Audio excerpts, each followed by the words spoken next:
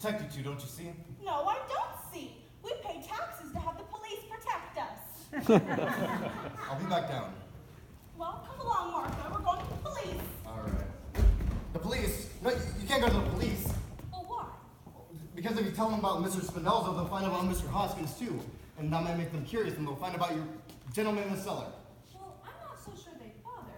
They have to make a very long police report.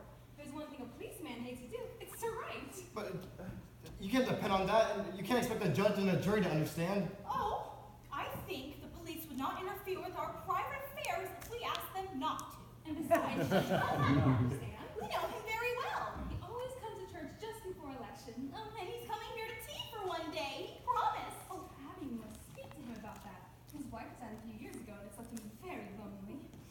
No, you can't just go into tea, and you can't leave this house. Well, I won't let it happen. If you won't do something about it, we will. I am going to do something about it.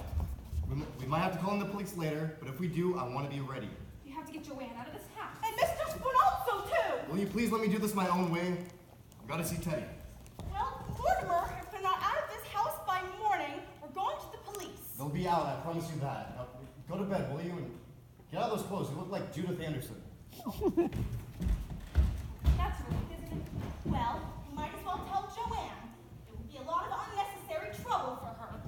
Joanne! Joanne, you might as well stop whatever it is you're doing down there. It's all done. Ready for Mortimer? Well, it will just have to be undone. Mortimer said you'll be out of here by morning. He's promised. Then you two can head up to bed and have a pleasant night's sleep. Yes, come at him. Good night, aunties. Not good night. Goodbye. Mortimer's promised to have you out by morning. And he has a way of doing it too. Then Mortimer's back. Yes, he's upstairs talking to Teddy. Then maybe you should say goodbye to Mortimer. Oh, you'll see Mortimer. I'll see Mortimer. Bye, Joanne. That's all fixed up. Smooth like a lake. Nobody would ever know we were down there. That bed feels good already. We didn't sleep for 48 hours, Joanne. You're forgetting, Doctor. But, My brother Mortimer. Johnny, tonight? No. We do that tomorrow or the next day. Doctor, look at me. You can see it's going to be done, can't you? Yes, Johnny, I know that look. But let's just do it the quick way. The quick twist like in London. No. I think this calls for something special. I think perhaps the Melbourne method. Johnny, no. Not the Melbourne method. That took 2 hours to set up, and when it was all over, what was it good for?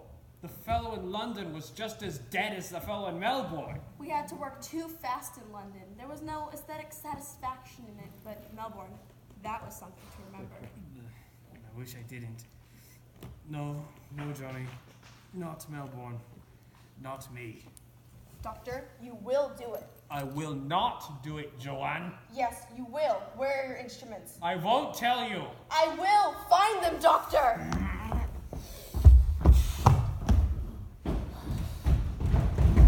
Don't do that, Mr. President. But I can't sign any proclamation without consulting my cabinet. Well, this must be secret. Secret proclamation? How unusual. Japan mustn't know until it's signed. Ah, Japan knows yellow devils will sign it right away. Yeah, let's go sign it. A secret proclamation has to be signed in secret. But at once, Mr. President. I'll have to put on my second George! Oh, Mortimer. Mortimer, look, you have to get out of this house right now.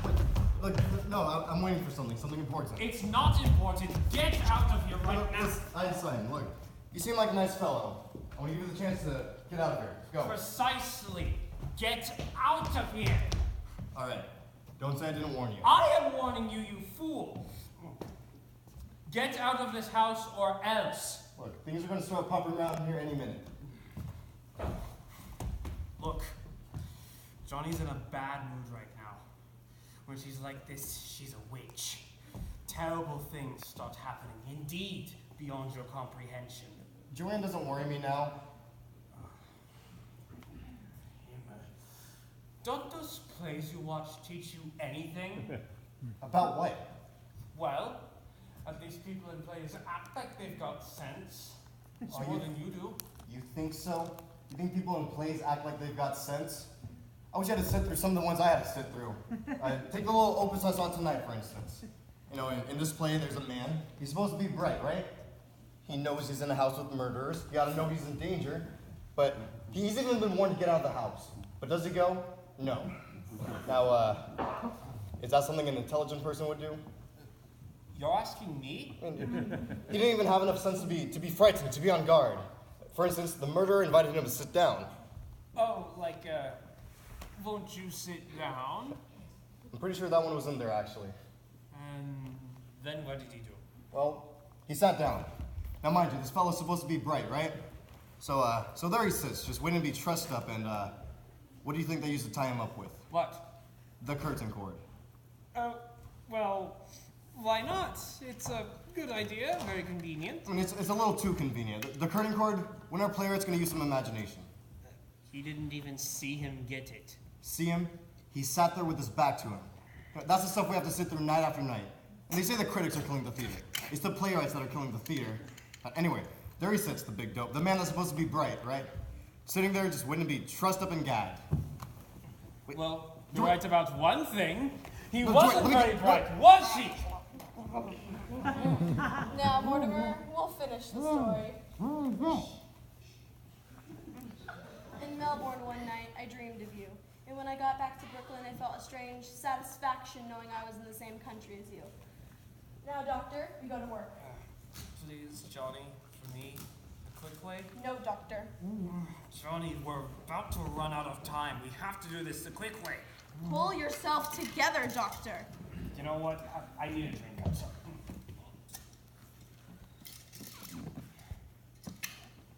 When we first went in this afternoon, there was wine here, remember? Where did she put that? There we go. We've got ourselves some wine.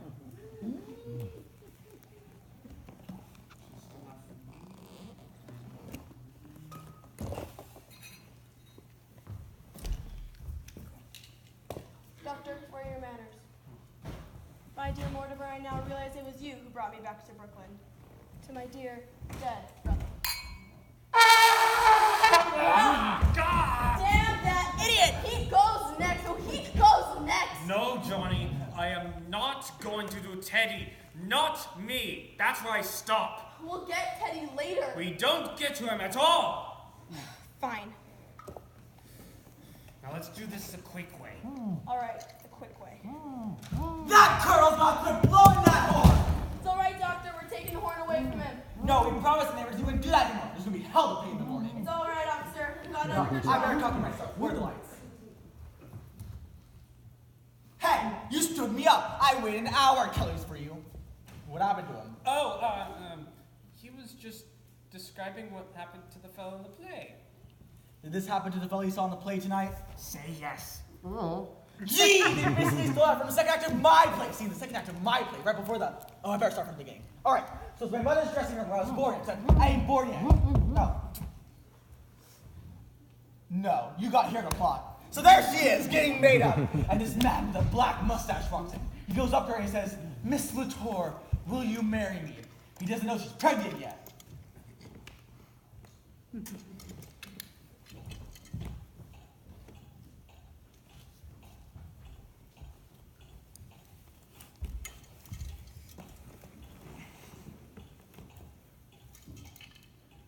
And there she is, unconscious on the table in her lingerie.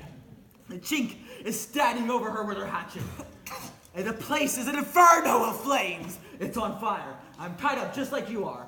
And in from the window comes Mayor LaGuardia. Here's your drink.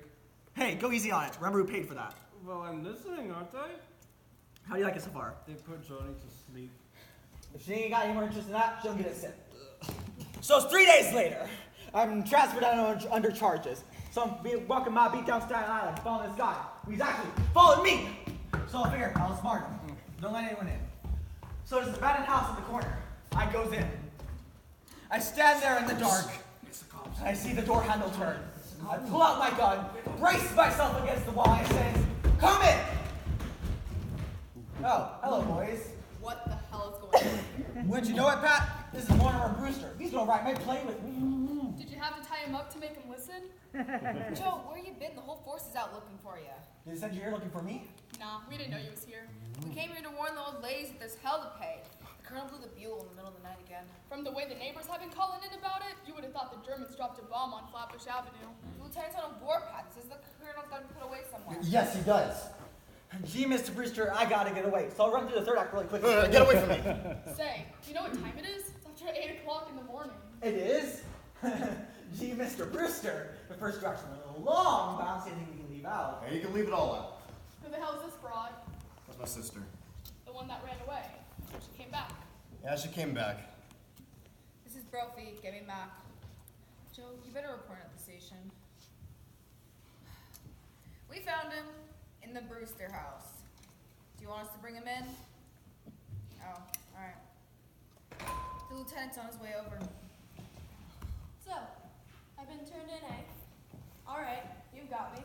I'm guessing you and my stool pigeon brother will split the reward? Reward? Fine, I'll do some turned in. You think my aunts are too sweet? Charming, old ladies? Well, there are 13 bodies buried in your cellar! What the hell are you talking about? You better be careful what you say. Your aunts happen to be friends of ours. 13 bodies, I'll show you where they're buried! Oh, really? You don't want to see what's down in the cellar? Abe, I think you better go with him in the cellar. I don't want to go down in the cellar with her. I mean, look at her. She looks like Frankenstein's bride. Pat, what the hell? Get her off of me! Really? What do you know about that? Come in. What the hell are you men doing here? I told you I was going to handle this. Well, sir, we was just about to... What happened? She put up a fight? No, that's not the one that blows the bugle. That's his sister. Tried to kill me. All I said is that she looked like Frankenstein's bride. Turn her over. We kind of think she's wanted somewhere. Oh, you kind of think she's wanted somewhere?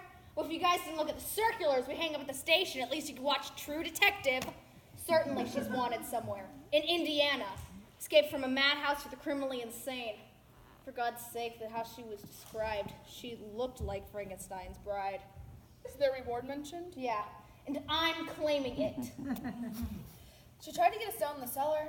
Said there was 13 bodies buried down there. 13 bodies in their cellar? That didn't tip you off she came from a nut house? I thought all along she talked kind of crazy. Oh, it's Shakespeare! And where have you been all night? I've You been- need to tell me. I've been right here, sir, writing a play with Mortimer Brewster. Yeah, but you're gonna have plenty of time to write that play. You're suspended. Now get back to the station and report in. Can we come over sometime and use the station typewriter? No! Get out! Get that doll someplace else. And find out what you can about her accomplice. The guy that helped her escape. For God's sake, no wonder Brooklyn's in the state it's in. The police force being run by a bunch of flatheads like you. Falling for this kind of story? 13 bodies in their cellar? But there are 13 bodies in the cellar. Who are you? I'm Teddy Roosevelt. What the hell is this? That's the one that blows the bugle. Good morning, Colonel. Well, Colonel, you've blown your last bugle. Oh, dear me. Another yellow fever victim? What? Oh, all the bodies in the cellar are yellow fever victims. No, sir. This is a spy we caught in the White House. Get that doll out of here. If there's any questioning of spies, that's my department. You keep out of this. You're forgetting, as president, I'm also the head of Secret Service. Captain, I'm Mortimer Brewster. Are you sure? Well, I wanted to talk to you two about my brother Teddy. Mr. Brewster, we ain't gonna talk about that. He's got to be put away. Well, I quite agree with you. In fact, it's all arranged for. See, I got our family physician to sign these papers here, and I've signed as next of kin, and there's Teddy's signature there. All right. Where's he going? Happy Dale. Good. I don't care where he goes as long as he goes. Oh, he's going all right. But I want you to know that everything that's happened around here is his doing. Now, those 13 bodies in the cellar. Yeah, those 13 bodies in the cellar. It ain't enough that the neighbors are all afraid of him and his disturbing the peace with that bugle, but could you imagine what would happen if that cockeyed story about 13 bodies in your cellar got around? Now he's starting yellow fever scare too. Cute, ain't it? 13 bodies in the cellar. You think anyone would believe that? Well, you just can't tell. Some people are just dumb enough. You don't know what to believe sometimes. About a year ago, some crazy guy starts up a murder rumor up in Greenpoint, and I had to dig up a half-an-acre lot just to prove... Hold on. Hello, Mortimer. Hello, This is dear. Mr. Witherspoon. He's come to meet Teddy. To me, Teddy? Yes, Mr. Witherspoon is the superintendent over at Happydale. Oh, come right in, come in. See, this here is Captain... Lieutenant Rooney. I'm glad you're here, Super, because you're taking him with you today. Today? I didn't know that. Not today. Come on, Elaine, go home. I'll call you up later. We're gonna talk. Nuts! I had no idea it was this immediate. Well, the papers are all signed, so he goes today. Complete insubordination. When the President of the United States is treated like that, what is this country coming to? Here's your man, Super. Just a minute. Teddy, I have good news for you. Your term of office is over. Is this March the 4th? Practically. Let's see. Oh! Now I go on my hunting trip to Africa. Is he trying to move in before I move out? Who, Teddy? Taft. Teddy, this isn't Mr. Taft, this is Mr. Witherspoon. He's to be your guide in Africa. That's bullying. Just bullying. She'll prepare for the journey at once. Hello, Teddy. That's Abby. That's Martha. Charge! We have visitors. Yes, this is Lieutenant Rooney. Well, hello, Lieutenant. My, you don't look like the fuss budget the policemen say you are. Why, the lieutenant is here because, well, you know, Teddy Blue's beetle again. Oh, yes, we're going to speak to Teddy about that. I'm afraid it's a bit more serious than that, Miss Brewster. And this is Mr. Witherspoon. He's superintendent of Happydale. Oh, how do you do? You've come to meet Teddy. He's come to take him. Oh, no. Well, we won't be separated from Teddy. Well, the papers are all signed, so he's going in. Aunties, they want to take Teddy there today. Well, you know, we won't permit it. We'll take the bugle away from him, we promise. I'm sorry, ladies, but the law is the law. He goes today. Well, if he's going, we're going too. Why not? Well, that's sweet of them to want to, but it's impossible. You see, we cannot take sane people at Happydale. Well, Mr. Witherspoon, if you let us live there with Teddy, we'll make sure that Happydale is in our will, and for a very generous amount, if I might add. The Lord knows we could use the money, but I'm afraid. Let's be sensible about this, ladies. For instance, here I am wasting away my morning when there's still serious work to be done in Brooklyn. Did you know there are still murders happening here? Yes. I mean, there are. Yeah, it ain't just his bugle blowing and the neighbors are all afraid of him, but things would just get worse. Sooner or later, we have to go through the trouble of digging up your cellar. Our cellar? Yeah, your nephew's been telling a story that there are 13 bodies in your cellar. But there are 13 bodies in our cellar. Well, if that's why you think Teddy has to go to Happydale, you just come down there and we'll show you. Oh, but there's one, Mr. Spinalzo, who doesn't belong to us and who will have to leave. Lady, The rest of the gentlemen are ours. I don't think the lieutenant wants to hear about that. I mean, he was just telling me just last year he had to dig up a half-acre. Weren't you, Lieutenant? That's right. Oh, well, you wouldn't have to dig in our graves. They're all marked. We put flowers on them every Sunday. Flowers. My favorite are the lilies. Mr. Witherspoon, don't you think there's something you can do about these ladies? Well, We can show you right now. They're just down in the cellar. I'll take your word for it, lady. I'm a busy man. So how about it, Super? they'd have to be committed. Well, Teddy committed himself. Can't they do the same? Why, certainly. Well, if we can go with Teddy, we'll sign the papers. Where are they? Yes, where are they? She's coming around, Lieutenant. Oh, hello, Mr. Klein. Good morning, Mr. Klein. Are you here too? Yeah, Brophy and me got your niece out in the kitchen. We'll get them all signed up, Superintendent. I want this all cleaned up. 13 bodies in your cellar. Sign here, ladies. Just send it. I'm really quite excited. The neighborhood has changed here so. And just think, a front lawn again. Okay, looks like we're overlooking something. What is it? Well, we're going to be needing the signature of a doctor. Dr. Einstein, come over here for a second. Pardon me, I must be on my way. You could sign some papers really quick. You know, for a minute last night, I thought he was going to operate on me. Were you leaving, Doctor? Yes, I believe I was. Well, aren't you going to wait for Joanne? I I do not believe that she and I are going to the same place. Elaine, I'm glad to see you. Stick around, huh? Don't worry, I'm going to. Hello, Mac. Rooney. We got that doll that's wanted in Indiana. Now, there's a description of her accomplice on my desk there. Read it to me. All right. About 54, 5'6", blue eyes, blonde hair, speaks with a German accent, and poses as a doctor. All right. Thanks, Mac. It's all right, Lieutenant. The doctor here has just completed the signatures. Thanks, Doc. You're really doing Brooklyn a service. Mr.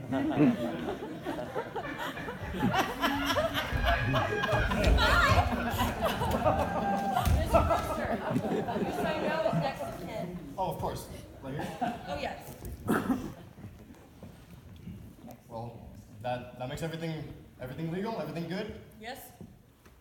Well, aunties, now you're safe. When do you ladies think you'll be ready to go? Well, Mr. Witherspoon, why don't you head upstairs and tell Teddy what he can bring?